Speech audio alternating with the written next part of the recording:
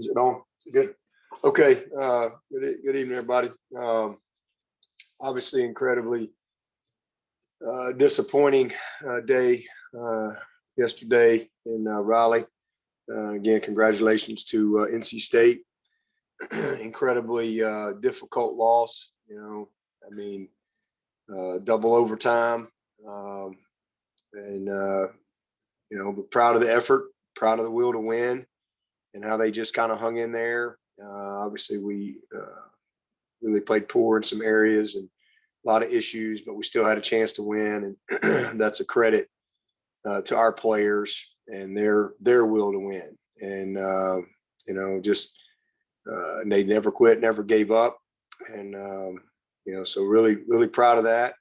But that's 2 losses now away from Clemson here, and both games. A few inches away, a couple plays, and we've got to learn how to win those games and to overcome. But biggest thing, just really poor discipline with 13 penalties, and we got a hurting team. We got a lot of guys beat up, but at the end of the day, you coach this game long enough, you play it long enough, you're gonna have some hardship, and that's where we are. We've got to learn, and we got to teach them how to win. My life has taught me that great things come from adversity and challenges along the way. And I don't. It's those things that shape us and grow us, and I don't have any doubt. This team is made of the right stuff and will respond. Again, just really disappointed, where we are in our start. But, we've been here before. We've had a lot of success, a lot of great moments, and our best moments are still out in front of us. I mean, we've got a lot more great moments ahead, but, our program was built through and from adversity, over the last 12 years or so. So we've been here before. We started out 2-3 in 2009 and played for the championship. 6 wins in 10, and we started out 8-0 in 11, and then lost 4 out of 6 and gave up 70 in a bowl game. And 2013, we got killed by Florida State, lost 5 in a row to South Carolina. So we've had a lot of adversity over the years. And then in 2014, even, we started off 1-2, lost at Georgia, lost in overtime there at Florida State, and started out 1-2 and rallied and had a heck of a finish. And that's really what we have to focus on at this point. The season's not over in September. We've just always stayed the course. And again, after starting 1-2 in 14, we went on a 5-year run, unprecedented in college football. And again, just continuing to learn and grow. And but we're in a spot right now that we haven't been in a while. But just like always, we'll respond. And you get back to the basics and fundamentals of what we do. And again, just know that, this is part of it. We got some areas where we're not playing very well. We got some youth in some areas. We got some injuries, and that's just all part of this game. But hey, God He doesn't promise us that we're not going to have adversity in our life. He just promises that He'll go through it with us. And again, we're all hurting, but we've got to learn, own our mistakes, keep our head up, keep the faith, and just don't lose our identity in a bad moment. And that's what this is, a bad moment. But I also know from my life that all things work together for good. I know that too. And, so this is, again, a tough spot to be in, but this might be one of the greatest opportunities that we've had in quite a while to lead and teach our young men a lot. And so that's my focus. Again, just circle the wagons, rally everybody up. And, this story ain't over, man. We got a long season ahead, and our focus is just trying to win a game this week and see if we can get some guys back and keep going. Injury front, obviously, Brzee tore his ACL. We did get some great news on Will Shipley. He did not tear his ACL, so he will be back, somewhere in the next few weeks. So that's a huge plus for us. We were not optimistic there, but But we got, again, some guys beat up from the game, but hopefully everybody will be able to go this week and get back at it. But disappointed, incredibly disappointed, where we are, but really, really proud of the effort and the will to win of our team. And, we can keep that type of effort and just fight. We'll get this thing turned. There's no doubt about it for me. So again, congratulations to NC State and a hard fought victory. And with that, I'll take you guys' questions. Dabo, Larry, can we get maybe a little more clarity on Shipley? I guess it was his knee, and you said a few weeks. Yeah, it was kind of his more kind of like his shin, tibial area or something. But he'd probably be on crutches here for a couple weeks, and then kind of work back in after that as far as just his rehab and all that. So could be 3 weeks, could be 4 weeks. I'm not really sure, but all I know is he's going to be back at some point, which is a huge positive because we kind of were expecting the worst there. Hey, Coach, it's Trevor from – sorry. Yeah, but I was just going to ask, do you have any update on Skowski and how he is? Yeah, he's going to be fine. Coach, it's Trevor from CUTigers.com. The defense has been so disciplined this season, go all the way back to that first scrimmage, didn't have any defensive penalties. They jumped off sides those 2 times, both on third down on that first touchdown drive for NC State. Was that probably the biggest anomaly or surprise to you in that game? Yeah, I was just really disappointed. We had some critical penalties, a couple of them that, just kind of went against us that just was frustrating. But, the discipline penalties, killed us in extended drives because that obviously was, we couldn't get them off the field. They weren't getting a lot of points, but they were staying on the field with a lot of third down conversions and just wearing us down because we couldn't get off. And then offensively, we weren't staying on, and kind of a double-edged sword there. But again, our guys battled through it. But yeah, I mean, it seemed like every time it was 7 or 8 yards, they were hard counting us and we were jumping, even on 4th and 3. And that's just not, and it just, just sometimes I think guys are in the moment and they're trying to do too much, and very, very disappointed with that for sure. And that was, again, led to them being able to really be efficient and keep the chains moving and convert, 3rd and shorts as opposed to 3rd and longs.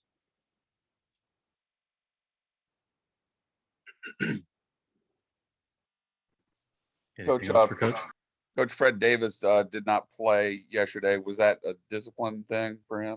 No, he rolled his ankle on Thursday and couldn't go. So hopefully, we're hoping he'll be back this week. Okay, thanks. Yeah, but this is Grace from The Athletic. You said several times this season and again tonight that effort and buy-in, you've been very pleased with both of those and that they haven't been issues. I guess outside of those 2 things, what gives you confidence that this offense can kind of fix these issues?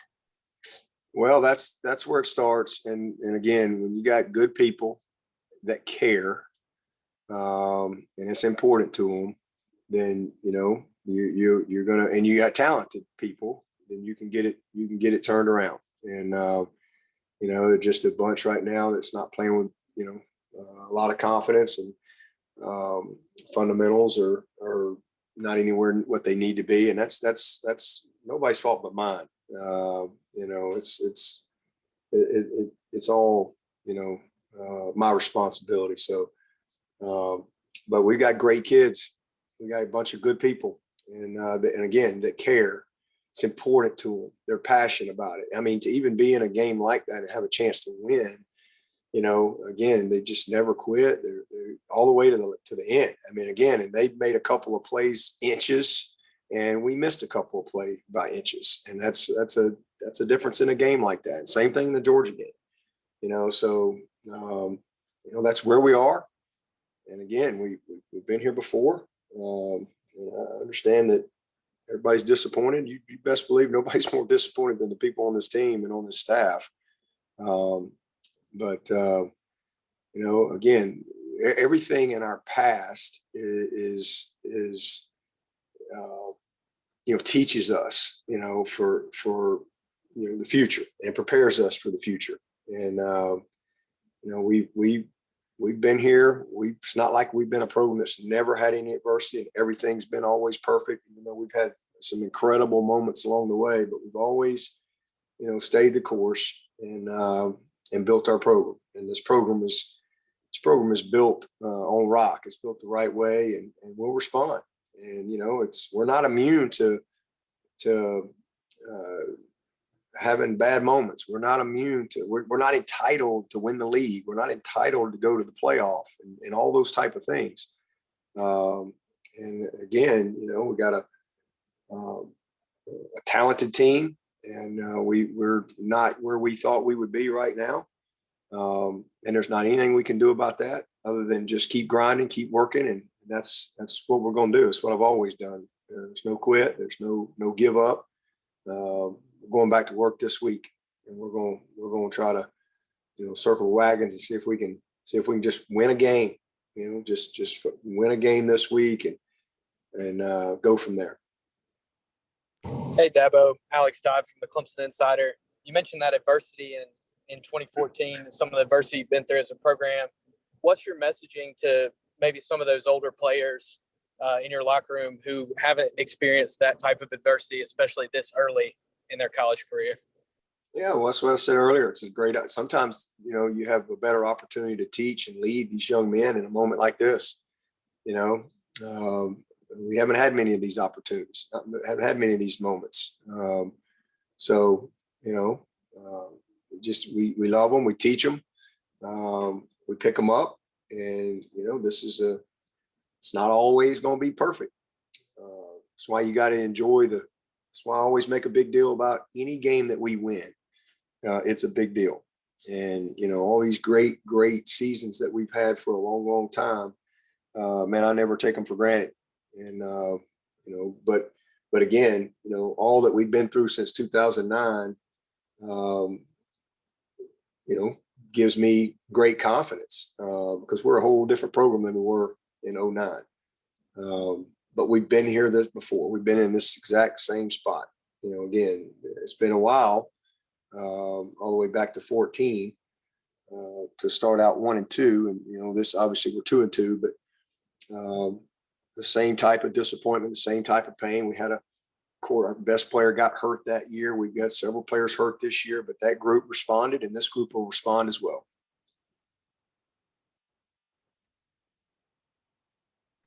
Dabo, Hey, you Coach, said it's that David. hello?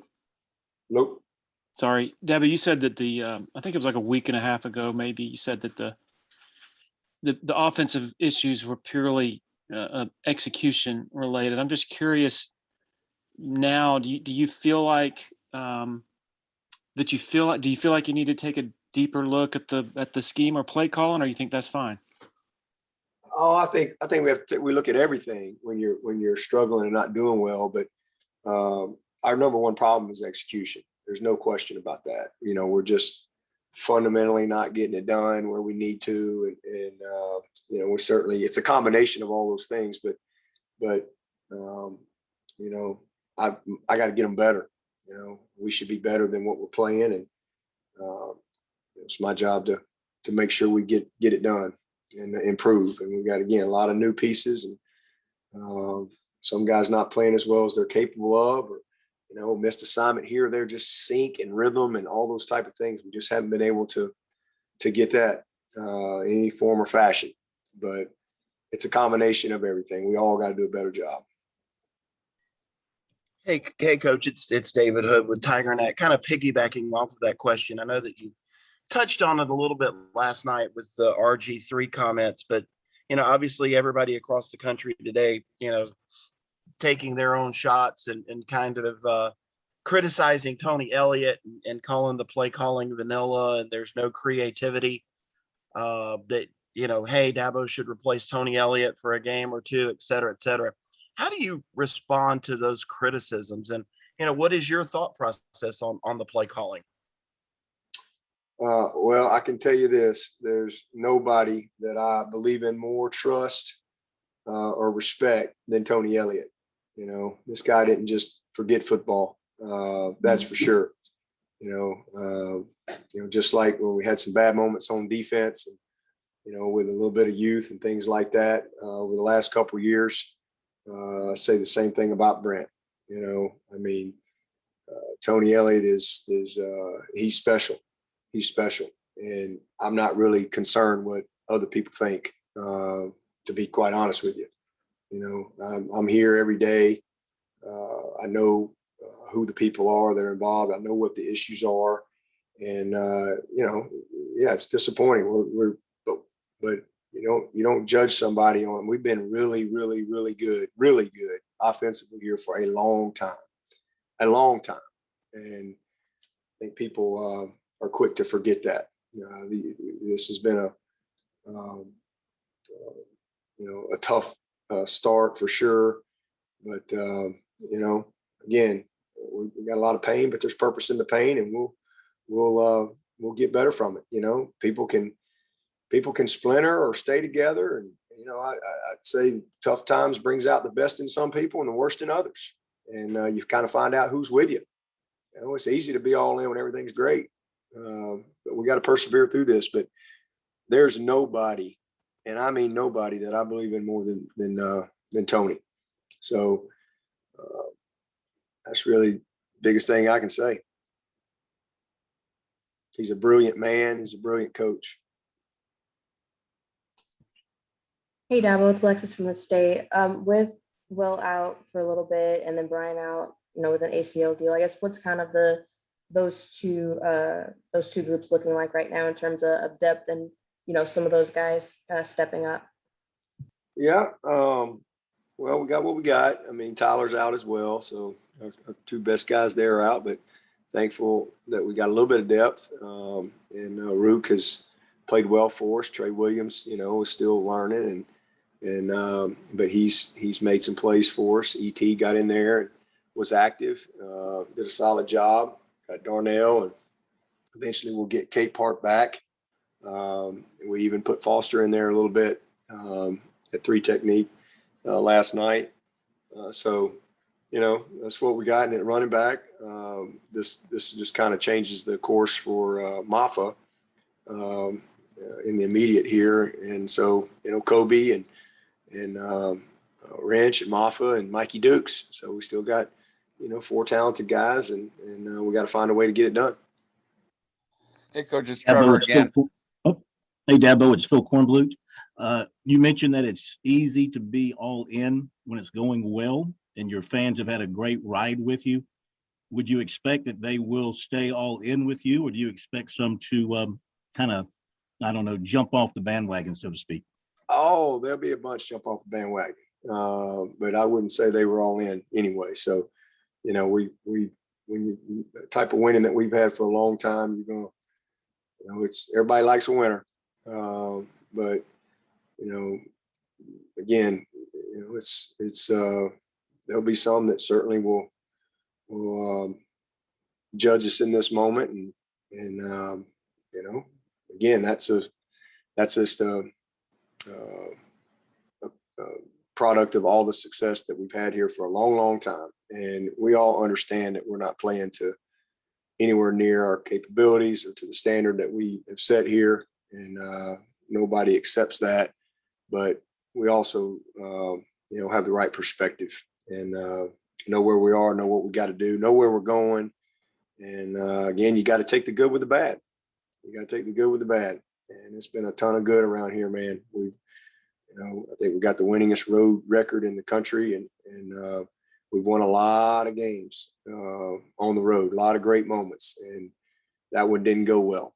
And again, a hard fought double overtime game, and had a chance to the end on a night where we just really was terrible in so many areas. But man, our guys kept fighting, and as long as you have that, you can get better, and we'll do that. But the majority of our fans, man, they're they're all in, and there's no doubt about that. And again, the season ain't over in September. Got a long way to go.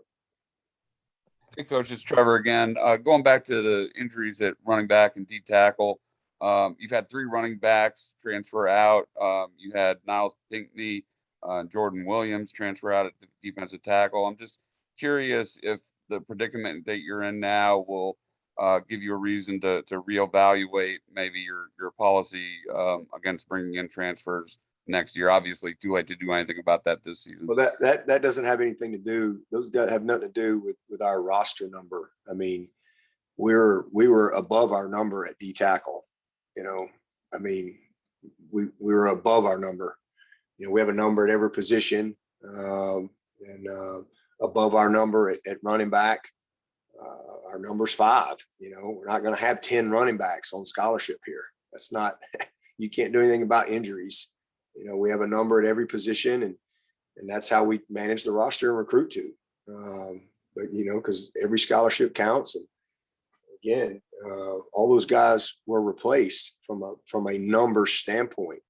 So it's just unfortunate that we've had some injuries, but everybody has that, and you take what you got and see if you can go beat the other team with it. Hey, Coach, this is Todd Shaughnessy in Greenville. Just wonder what kind of timetable that Brissy is dealing with now and how he was holding up emotionally. Oh, he's great. I think Brian's got great perspective. His sister's been battling cancer for a while now, and since last spring, and I think that's given him a great perspective on his situation. And we'll have the ACL surgery, and he's actually going to clean up some stuff on his shoulder too while we're at it. Something we were going to probably do after the season. So, but get him back, and he's got plenty of time to get well. And post spring, once we really start our off season stuff, he'll be our summer planning and all that. He'll be full go and ready to get back at it.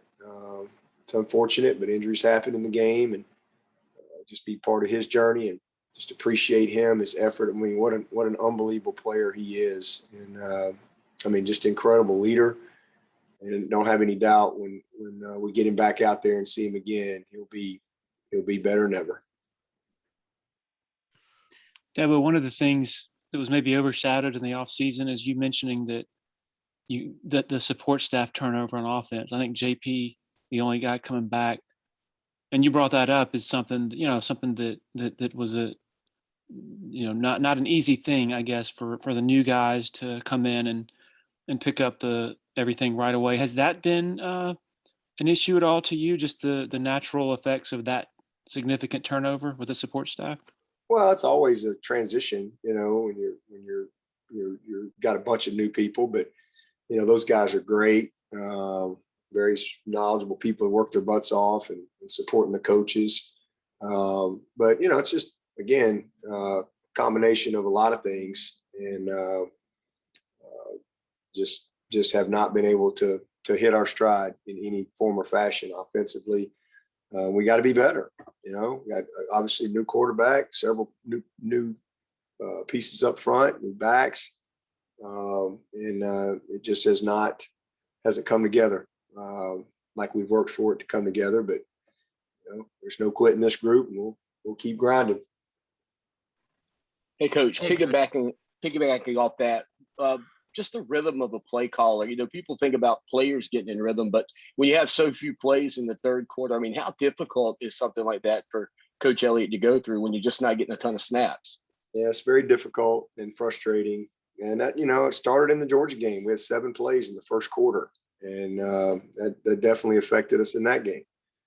So especially when you got a bunch of new people, and so it's frustrating, it's challenging, but again, nothing we can do about it at this point other than just keep grinding, keep teaching, keep growing these guys up, and keep them progressing. At some point, it'll turn for us. Hey, Coach, Hey, it's Pablo, David. this is And you kind of started Paul Tio there at left guard, and I know Hunter Rayburn rotated in there some, and Tate. Did any of those guys stand out to you? Did anybody on the O-line, kind of make a mark? And then how do you, at this point in the year, get that group better? Just keep working, go back to practice tomorrow and back to the fundamentals, back to the basics. T.O.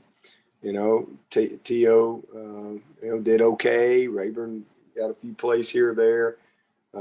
It's just something we're constantly evaluating and working on and just trying to find the right combination and just looking for consistency, just trying to get consistency in all those areas and not just in the OL, consistency at every position.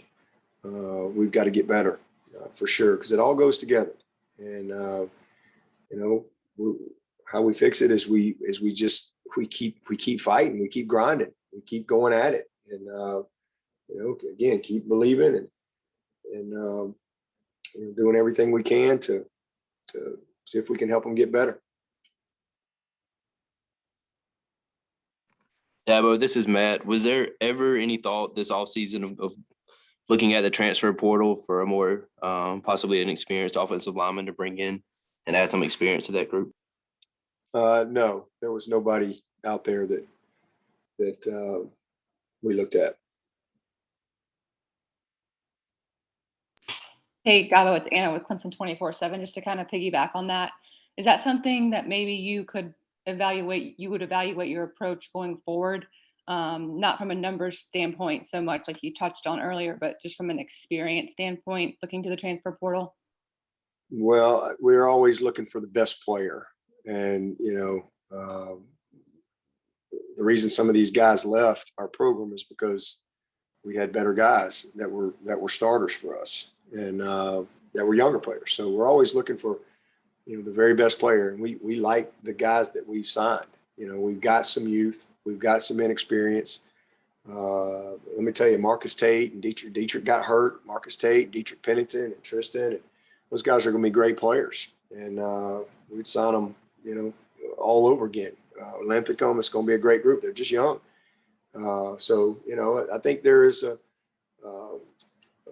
a balance, at some point, depending on what happens, anything, you're always evaluating everything that you do. But I think the biggest thing, it just depends on who's the best player and, how the transfer situation impacts programs. Again, we're not even a year into the transfer situation. So I think that's going to, force everybody to, because if guys leave in the spring, you can't sign high school kids in the spring. And, in college football, that's going to happen moving forward. There's no question. It happened last year. It's going to happen. It's going to happen moving forward because you can. And so, I mean, again, it's just you're always evaluating, always trying to get better. And but you don't panic or flinch because you're having a bad moment. We're literally a couple plays away from being 4-0, albeit an ugly 4-0. It'd be a heck of a lot better than 2-2. But we'll get better. We'll get better. After looking at the tape, how would you kind of grade how DJ performed? A couple of really good drives there, and then a couple where it looked like maybe not helped by his receivers, a couple where he overthrew some guys. How would you grade that? Yeah, just inconsistent. Did some really, really good things. Made some big throws, but missed a few plays. The first drive. I mean, we just get the ball to Shipley there. He's going to score. It's probably a 60-yard touchdown, and just was a little hot with the ball right there. He made the right decision, stepping up, but he made some big plays, some big ones, but just inconsistent. Just like everybody else out there. And that's where we all got to get better offensively. Anything else for Coach? Dabo, how did Justin hold up in there, moving inside? Say that again. Oh, he did. Oh, you talking about Foster? Yeah. He did all right. He didn't obviously get a lot of work, but he can do it. He's a heavy-handed kid and he's smart, really smart. So you know, he might be an option for us, at least to give us a little bit of depth, you know, as well as still helping us out at end.